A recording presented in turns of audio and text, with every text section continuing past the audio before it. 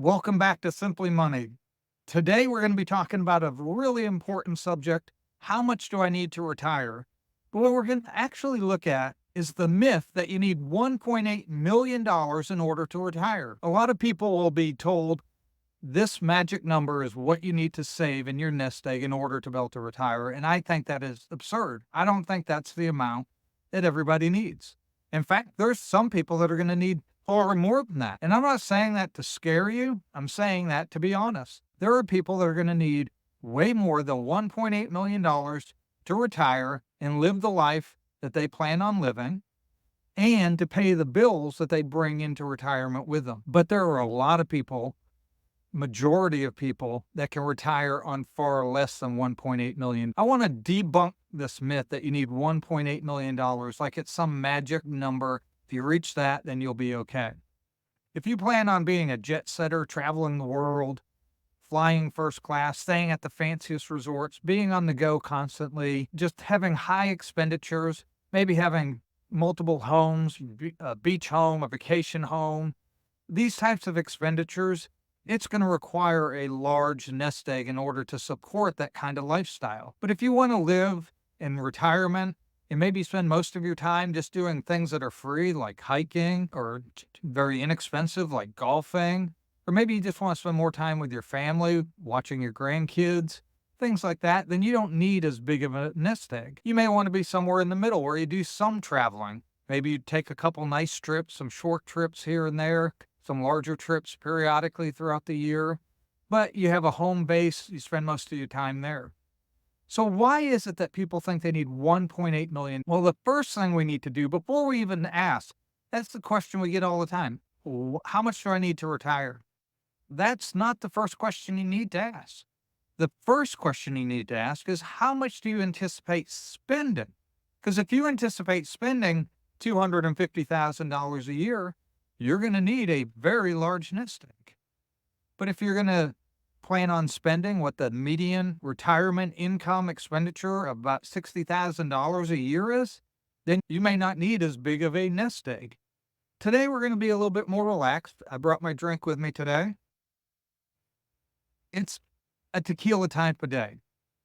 I'm thinking about retirement. When I think about retirement, I think about working in my yard, think about going for walks.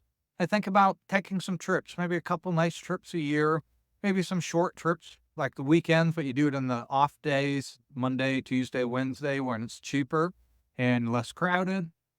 I think about things like that. I think about picking my grandkids up. I think about spending time with my boys. Those types of things are what I think about. Just having the freedom of time to do what I want, when I want, and with whom I want. That to me is retirement. I'm not thinking about, oh, I'm going to travel the world. I'm going to be staying at all these five-star resorts all the time. I do plan on taking some trips and things like that, but I don't need $1.8 million. I can tell you that right now because I've already set up knowing about what my budget will be.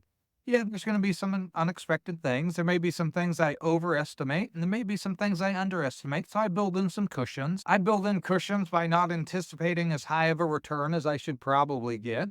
So if I get the return I should get, I'll be pleasantly surprised. But if returns less than I anticipate, then I'm still good to go.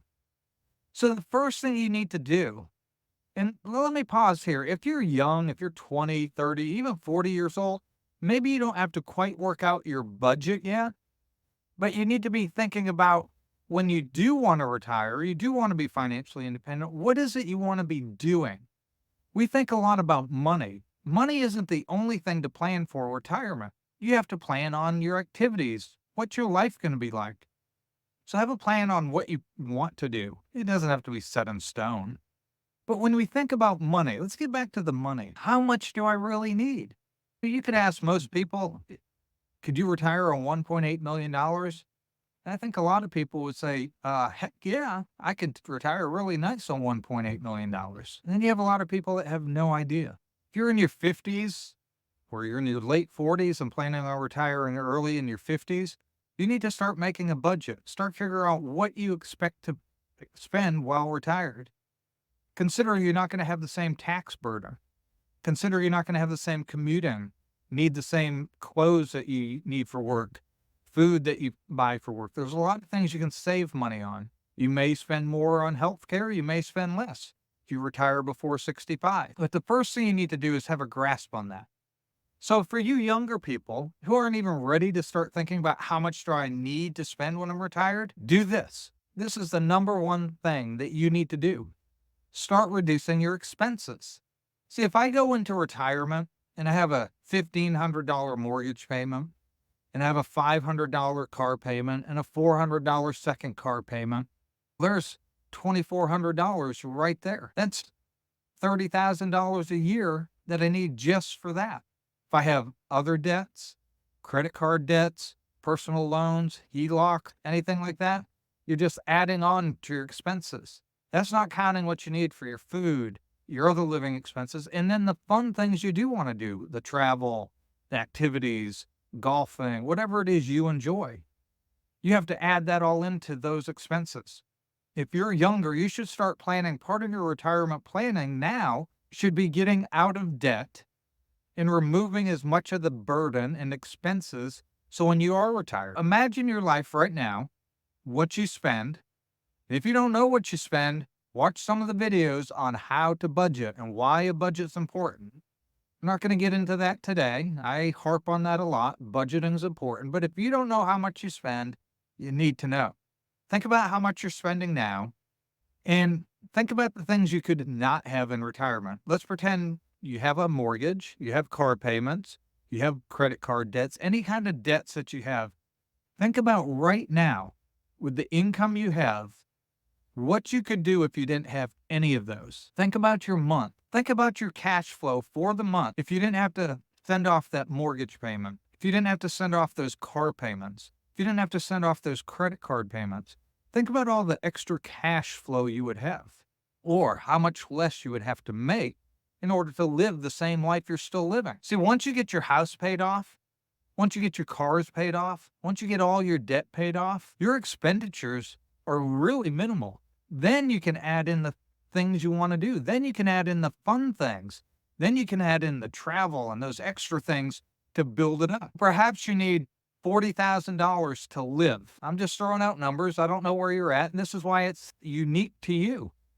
You may live in California. You may live in San Francisco, where it's super expensive, or you may live in the Midwest or down south, where it's cheaper to live. I don't know your circumstance, so you have to decide that. Let's say you need $40,000 a year to live. That's what it costs for food, for utilities, for fuel and insurance, those types of things, the necessities of life. Then, let's say you want to spend an extra $1,000 a month for entertainment and travel. That's $12,000 a year for entertainment and travel. That's $52,000. Maybe you want $2,000 a month. So now you're looking at $64,000 a year that you need to live the same life you're living, but then having all this extra money, $2,000 a month for travel, for entertainment, for doing the fun things you want to do so you're not stuck in retirement watching Netflix. If that's how you want to spend your retirement, that's how you want to spend your financial freedom, go for it. But if you want to do these other things, the best way to get there is to reduce your overhead, reduce your expenses. You need to know your numbers. You need to know how much you're spending. I don't need $1.8 million. If I do, that's because I want to leave my kids a whole bunch of money. Because I can tell you right now, $1.8 million is going to easily provide me $72,000 a year. Easy. I don't need $72,000 a year to live and travel and do fun things because I've reduced all my expenditures. And now, while I am working, I have all this extra money to put toward my future because I've reduced my debt load. The amount I need to live is very minimal. The other thing you have to consider that people don't talk about a lot is I don't need $1.8 million, especially if I have a pension. I don't have a pension. A lot of you may have a pension. May not be a lot. Maybe it's $500 a month. Maybe it's a great pension. Maybe you get a couple thousand a month. If you get $1,000 a month, that's $12,000 a year less that you need your portfolio, your nest egg to provide for you. Do you have Social Security? How much is that going to be?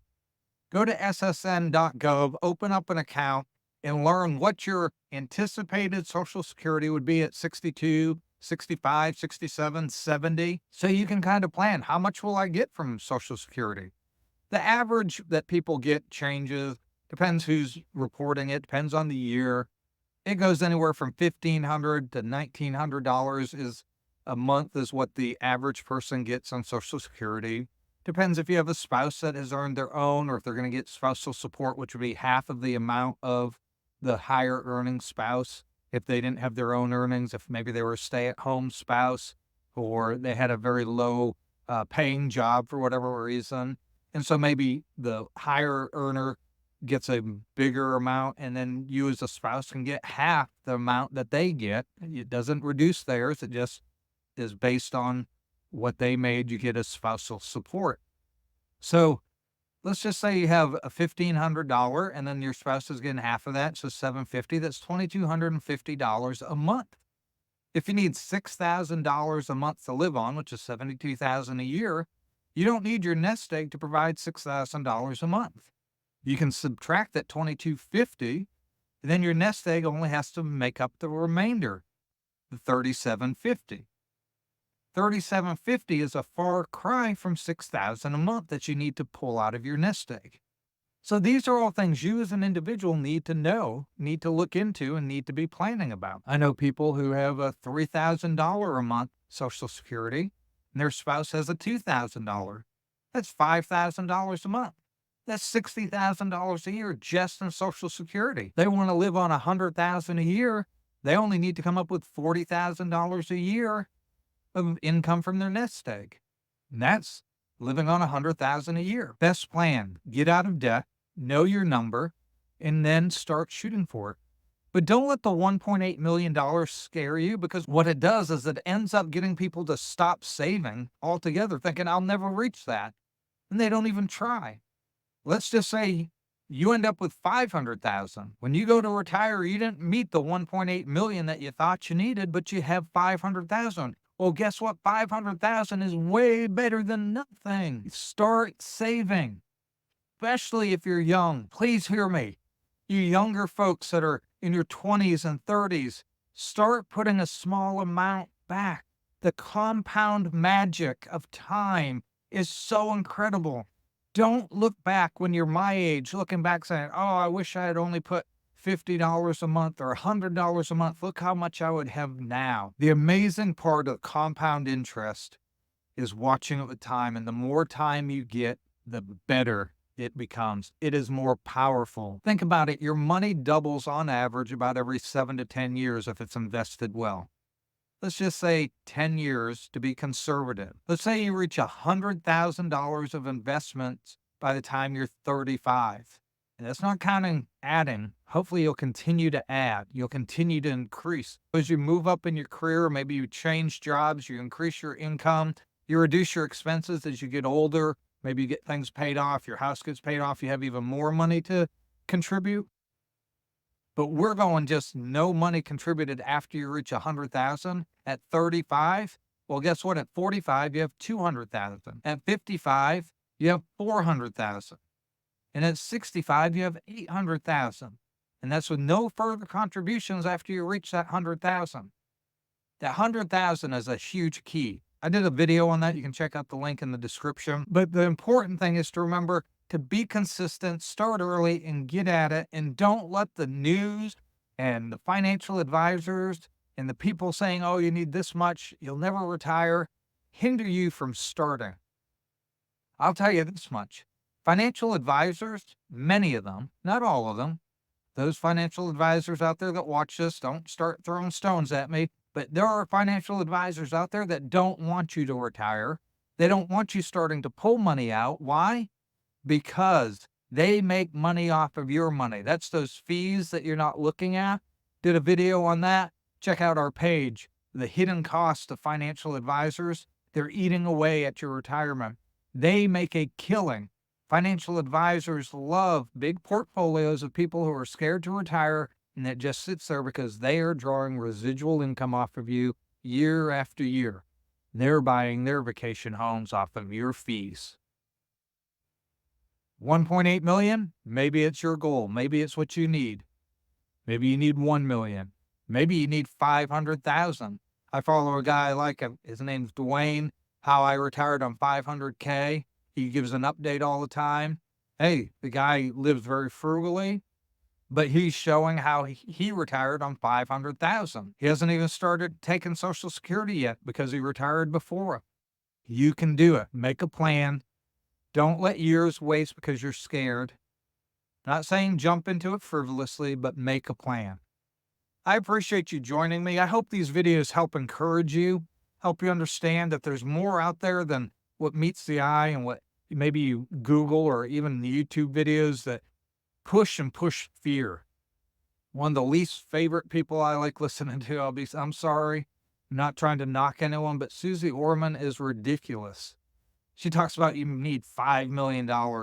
Don't retire until you're 70 at least, or don't take social until you're 70 at least, because you're going to need all this money. Well, not everybody's going to live in the penthouse. Not everybody's going to live high on the hog like you do. You're talking to normal everyday people like they all want to retire with fancy boats and jets and all that. If you want that, that's great. And if you're able to obtain that, that's great. But the vast majority of people just want a semblance of normalcy in retirement, the ability to be free, to not worry about where the food's coming from and where their medical bills are going to get taken care of, and to go and do some things, not to be so strapped. That's what the normal everyday person's looking for, is freedom to just live a normal life, not live like what they see on all these YouTube and TikTok videos where I'm flying my private jet, I'm on my yacht, all this stuff. That's not the normal person. Don't get tied up and caught up in all this hype of what retirement should look like, what financial freedom looks like. If that's your goal, go for it. But for the rest of us, the normal people, the people that just want financial freedom, the goal is much lower and you can obtain it. We're here to help you. We're here to encourage you. I encourage you to check out the link below and get on our platform with all things financial. We can budget, set goals, all sorts of great tools for you, educational tools, how to build wealth, everything you need all in one place, set up like a shopping mall. Check out the link below, and we'll see you next time on Simply Money. And go for your goal. Don't let others discourage you.